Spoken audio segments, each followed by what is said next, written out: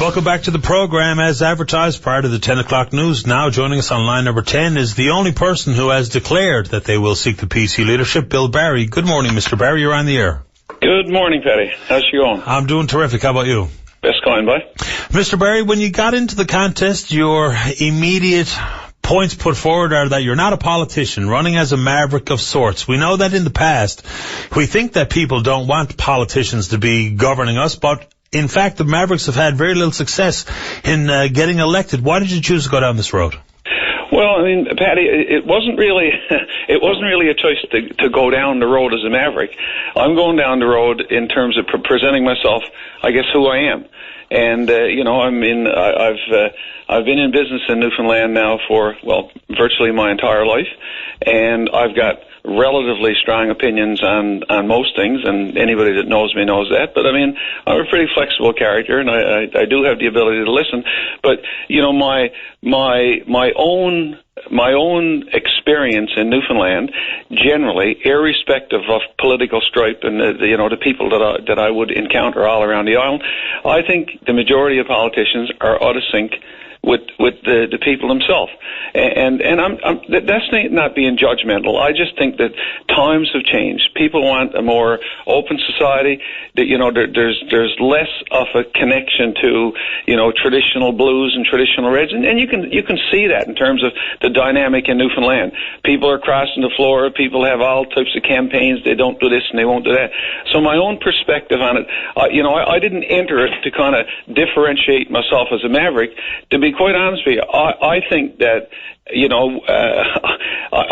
I may not reflect the opinions in any one particular party or whatever, but I think I reflect the way a lot of people feel. People feel disenfranchised by politics. People really feel that they don't have a say.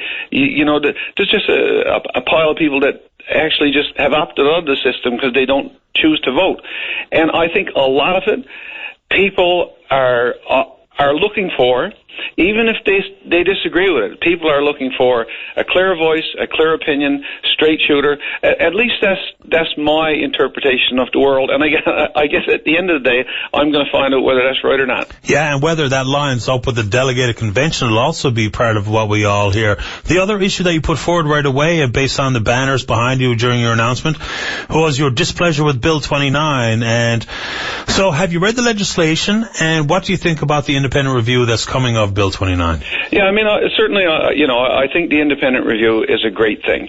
I believe that, however this, became a requirement for greater secrecy, and the thing that kind of the definition of what constitutes a cabinet document, and the fact that not only conversations in cabinet or cabinet documents themselves, but recommendations from the bureaucracy that go up. I mean, these types of things really should almost be posted on a government website, so that people have the ability to see the recommendations that go to ministers. And having an information commissioner who is independent from government analyze and choose and make decisions as to what constitutes something that should be available and what constitutes something that shouldn't. But to have ministers themselves of any particular stripe deciding what they may consider frivolous, it go, in my view, in a world that we live in of, Twitter and Facebook and mass communication and people's desire to know, it really goes a step farther than I believe we need to take and we should have taken. And so in general terms, I think if you went all over Newfoundland, the majority of people would say, these types of initiatives by any government will create suspicion about what goes on, and I just don't think it's necessary. So I think it just further creates a dislocation and suspicion between government, which really shouldn't be there, because the issue is probably overblown. but ultimately, unless it's dealt with and you take it away, it'll just nag on forever. One of the specific issues we're going to have to find out more about are the implications of the CETA agreement and whether or not that $400 million is going to be put in the right spot. First off, your impressions of the removal of the MPRs, your experience, the vast majority of it inside the fishery. Is that the right or the wrong maneuver for the people of the province for the MPRs to be removed? And what do you think of that $400 million? Where does that go? Yeah, well, Patty, the minimum processing requirements, if you look at the history of Newfoundland, the fact that they were there or not there, they really never, did they really do anything for us? Not that I can see.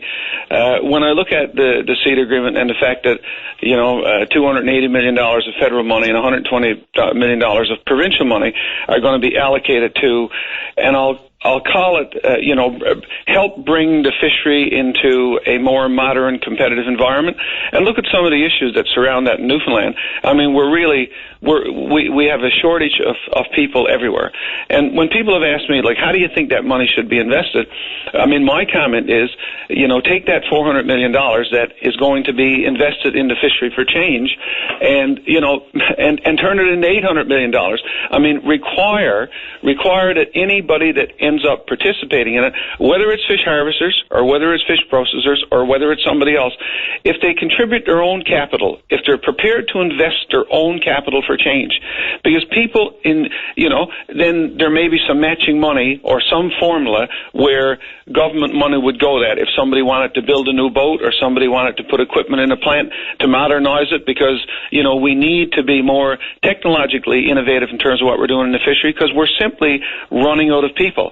And a real condemnation of our industry over the number over I guess my entire lifetime is young people not choosing this as a career, and we've watered down so much of the capacity in Newfoundland that we really need to create more full-time operations with better pay for people, or we won't have anybody in it.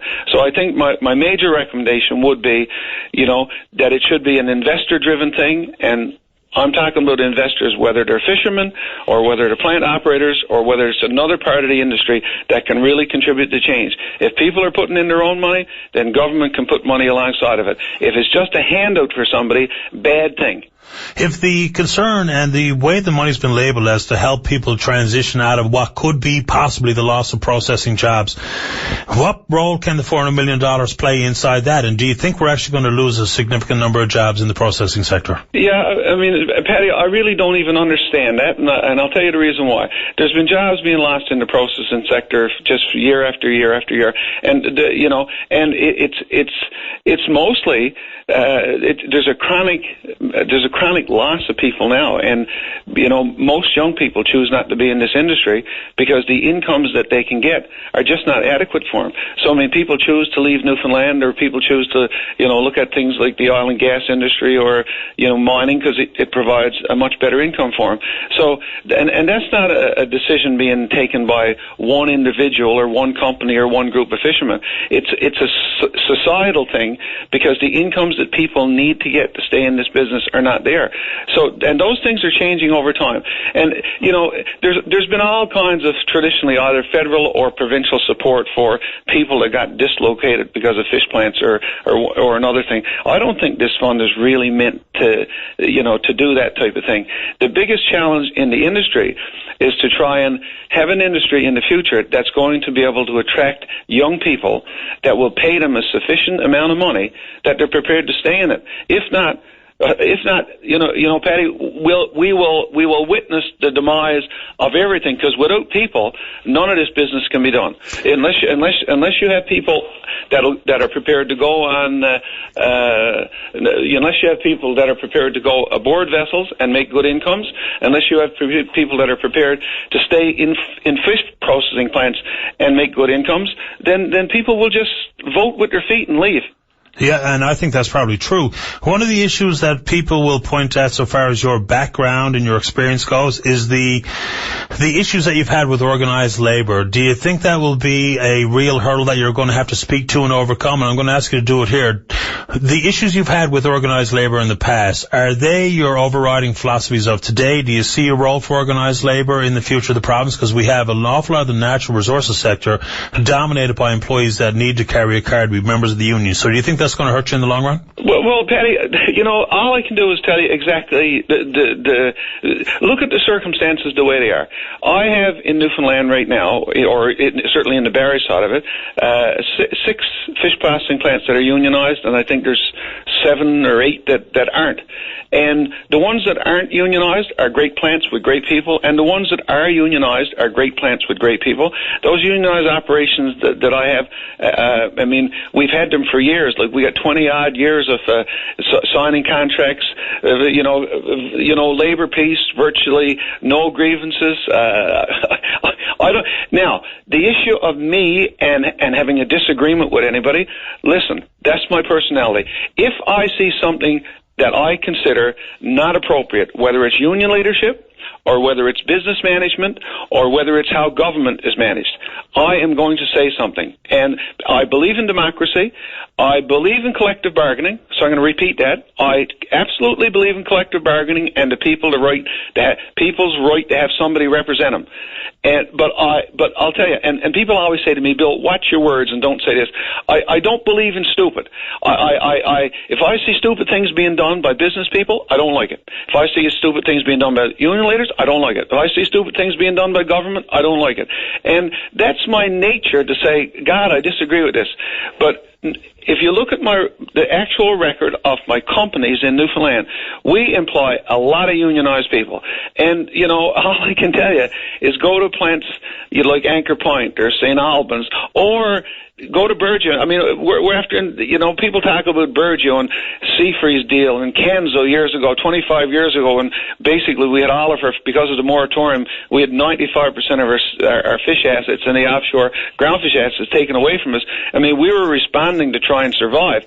But if you look at the last 25 years of the record of the history of my family operating in Newfoundland, it is not an anti-union record. And if it is, somebody show me where it is, other than digging up something where I disagreed and argued with somebody, 25 years ago about something. And you know what? I may disagree and argue with somebody tomorrow about something. And his name might be Paddy Daly. And that's fine. Or it might be Earl McCurdy, or it might be Derek Butler in the Fishermen's Union. In the Fish Processors Association. Because I can tell you, most people that know me, most of my arguments in the last 10 years has been inside of our own business organization. So... For a broad stroke going forward, though, the dredging up of past issues will always be something politicians have to face. But do you think unions play a meaningful and important role going forward, and not even speaking to your own past disputes with organised labour? Do you think unions have a place? Absolutely. Beyond any shadow of it, our healthcare system, our education system, I mean, 2 of the cornerstones of how we operate and live as a society. I mean, they're all represented by, but they all have collective bargaining. They're all represented by unions, and it's all a legitimate process. And there's major issues there to deal with. And when I say to deal with, unfunded pension liabilities and all these kinds of things. And if I end up being in the Premier's chair, I'm going to intimately get involved with as many things as I possibly can to try and structure really good change that works so we end up with a better society, a better plan to earn incomes from our resources so that our offshore oil doesn't just keep declining, what we do with our natural gas offshore, how we ensure we got inexpensive enough power in Labrador that things like Alderon and our iron ore can be developed as opposed to things not happening that should happen. So, if somebody wants to tag me with a particular tag, look, do it, but do it on the basis of 25 years of reality. And, am I an outspoken character? Absolutely. Will I always be an outspoken character? Probably.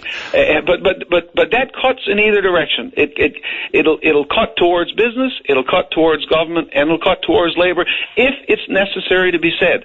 But it's not about your right to have collective bargaining. Fair enough. And when you mentioned Labrador there briefly, people were, of course, picking up on the fact that during your announcement of your intentions to seek the leadership, that you referred constantly to the province as Newfoundland and didn't use the new and the approved term that is Newfoundland and Labrador. People will pick up on that, and that's one of the things where what you say is going to be either held against you or help your cause. So the Labrador role in the province's future, people feel like they've been disenfranchised or ignored or marginalized already by what you've you've said referring to the province as Newfoundland only. How do you speak to that? Well, I got to tell you, Paddy, to be completely honest with you, I say some stupid stuff from time to time. There's no question about it. I'm not quite at Rob Ford's level, but I say some stupid stuff from time to time. And for my entire 61 years of life has always been Newfoundland. Look, Labrador, I love. I've lived half a lifetime along the coast of Labrador. The people in the Labrador Fishermen's Union Shrimp Company know me. They know the work that they've done with me. I helped these guys build a plant in Charlottetown. I spent my last 3 years, up on the Eagle River learning how to salmon fish. And I made a comment on the news, when I've actually flown over Labrador and looked at it, and I've flown over Muskrat Falls, and I've been north to Nain, and I made the comment, I can't believe we got it. And somebody said to me, my God, you just insulted Labrador. For God's sake, I can't believe that Quebec never got it. I can't believe that territory, one of the most magnificent pieces of real estate on the face of the earth, that it actually is part of Newfoundland and Labrador, that us as a province. But I can tell you one thing, I absolutely love that big land. And when I say Newfoundland and I leave out Labrador, is because 61 years of imprinting to me, I just refer to everything as Newfoundland, and I know I have to change that. And I'm trying. Have they been left behind in Labrador? And if you had your druthers and sitting in a seat of power, do we treat Labrador differently? Not just in saying their name when we refer to the province, but how we actually spend in Labrador? Well, I mean, people, you got to get in sync where a large part of the real wealth of this province happens to be in the future. And I got to tell you, Labrador is one hell of an impressive piece of real estate.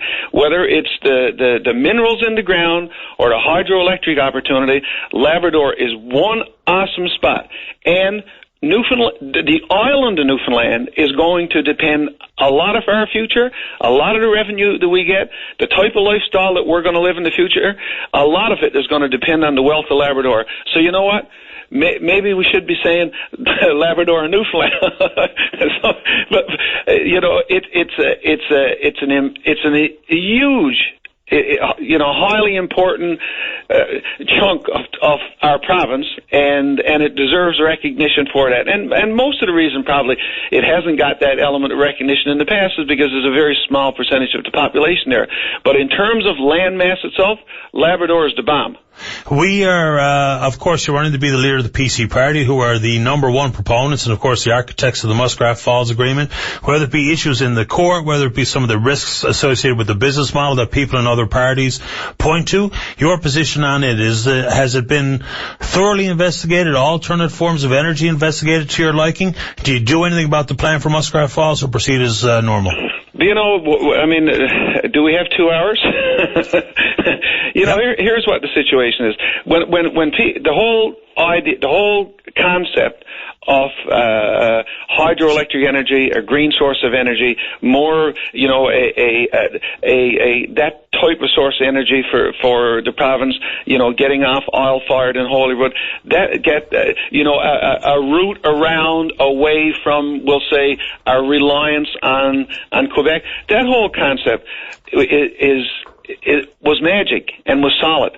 But there are things that are changing, and there's not enough debate on the things that are changing. Give us one example of those. Well, look, there's been a shale gas fracking revolution in the United States in the last 3, 4, 5 years. The price of energy, the Massachusetts hub price last Friday was like 4.1 cents a kilowatt hour. We're building a structure in Labrador right now that the 825 or 824 megawatts of power, that if we do get it to the island, when you lose the load line, you'll probably have 700 or 720 megawatts coming to the island. 40% of that is really, I'll call it Newf's power. So, that's only going to be about 280 to 300 megawatts. Holyrood is generating 455, so we're still going to need Holyrood. We can't get rid of it.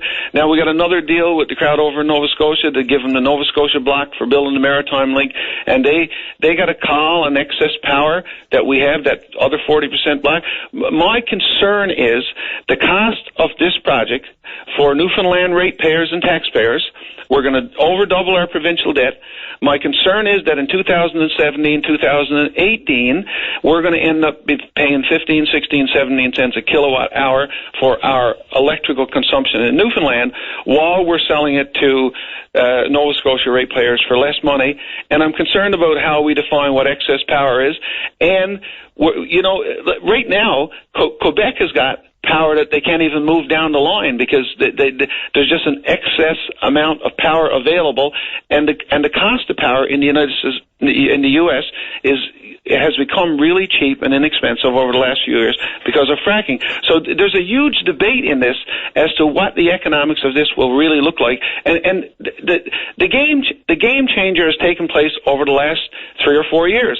And I guess my only comment, you really need to look at the numbers and where we're going to end up with this, and that's not to mention the court challenge that Quebec has with us now, or with Nalcor, that Hydro-Quebec has, in terms of, frustrating or interfering with the Upper Churchill, watershed management agreement. So, these are major issues. And what if we lose that in the Supreme Court? So do you mean we halt the project now, wait for these determinations, or what's the play? Do you know what? I can't really answer that today, but I'll tell you what I could do, or what anybody sensible, when I say sensible, because people will criticize me for saying one word, it's really important that people that are in government really get on top of the real numbers, get on top of the current situation, get on top of the budget and the operation. One of the biggest issues that I have with this, honestly, Nalcor as a public utility, very little oversight. PUB not having oversight. People, they always talk, well, Bill Barry, he's the fox that might get in the chicken coop, right? The fox is in the chicken coop. No public utility should ever operate that without some good oversight. Because at the end of the day, it's taxpayers and ratepayers that are going to pay. And I just believe in open government. I believe in transparency. I believe in democracy. I believe in accountability. And you can have transparency, democracy, and accountability with things like Bill 29, and you can't suppress information, and you need to be on top of your game, because this is a big business, and if we don't run it properly, the people in Newfoundland will suffer because of it. Just a couple of quick ones before we move on. We're well over time here. How much money do you forecast is going to cost during this leadership bid? I haven't, the party hasn't even put a number on it now that I know of. They're originally saying $200,000. They said they might shove it to $400,000. So whatever it is, it's what, is what me and any other candidate will have to live inside. And, so those things are not really up to me, because there's a process by which it's managed, and it's all declarable or back upable, and it's all reported and has to be managed. But I already have an auditor appointed, Grant Thornton, to completely audit any campaign expense or manage any campaign expenditures that I have. So you're willing to spend up to the $400,000. I suppose whoever's serious about chasing it can spend whatever the allowable limit is. Another one is, you haven't been in real conversation with the PC party, and have announced your intentions sort of on your own. I'll use the word lone wolf. I don't know if that's fair or not. With the delegated convention as the chosen process, do you think you have a fighting chance, or do you think that the backroom deals and the party will anoint who they see as their chosen one, as opposed to a fair opportunity for all candidates who come from outside the party will call you as not a current elected member? Do you think you have a fair shot given the process? Well, Patty, I hope I do, or I would just be, and I was going to say I'd just be wasting my time, but that's not really true. I'm completely enamored and excited about this debate, and I hope I can appeal to members of the PC caucus and people of the PC party to really consider me, because I am the most important thing. I am a fiscal conservative. I believe in proper budgeting and proper management. But you know what? I got some social parts of me that certainly have liberal views, and I've told, and people that know me know that. But that's the way most people are today. But I certainly believe that when I look at the principles of right-sizing government, so that government is not too large, support for private sector, private initiatives, these are principles details that really surround, I guess, being a Tory traditionally. But you know, I certainly consider myself bluer than most, okay? But I'm also extremely a flexible character because most of my social views are all certainly small L liberal. And I hope that I can appeal to the people in the party, because I'll tell you what I do think.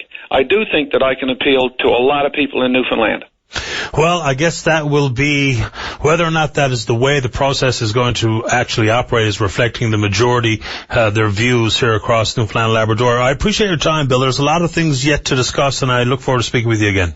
Yeah, likewise. Cheers. Thanks. All the best. Bye-bye. Okay, Bill Barry, the only person who has currently joined the PC leadership bid. We covered a lot of ground on purpose to give you an opportunity to react to any facet of what you heard from Mr. Barry or discuss whatever's on your mind.